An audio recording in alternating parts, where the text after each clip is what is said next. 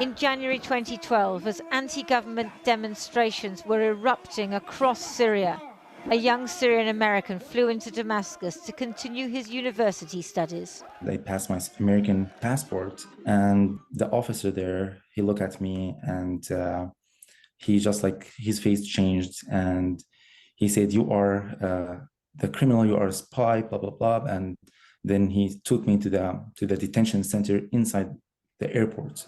A week later, Arab League observers managed to get the release of dozens of political prisoners, but not Obada. He had disappeared into the system, shunted from prison to prison, ending up in the Meze military airport under the feared Air Force Intelligence Directorate. They hit me, they treat me, they hacked me from my neck. They almost killed me before they sent me to the underground with a welcoming party. A welcoming party? What do you mean? Before you get into the cell, you get naked first. They got me naked. They searched me, and then they slap me.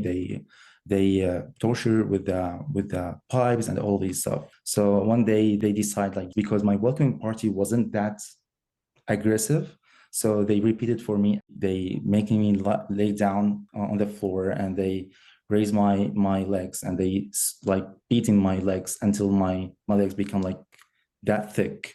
I cannot like stand up on my legs. So that's kind of the welcome party they did for me after 10 days.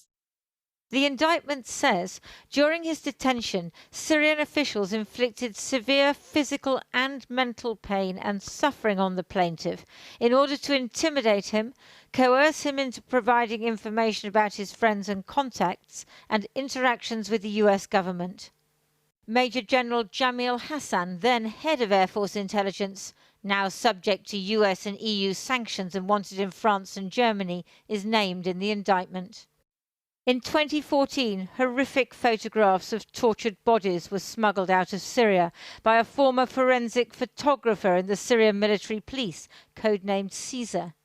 Evidence that backs up what Obada says he saw and heard many men, including his own second cousin, endure.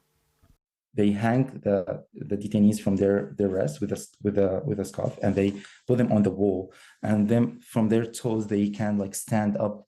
So it's biting into their wrist. The cord is biting into their wrist. Correct. So if they went down, if their toes going down, it's gonna like hurt their rest, their arm rest. So it's gonna it's like the people, they are crying when they are like they screaming badly because they are tired.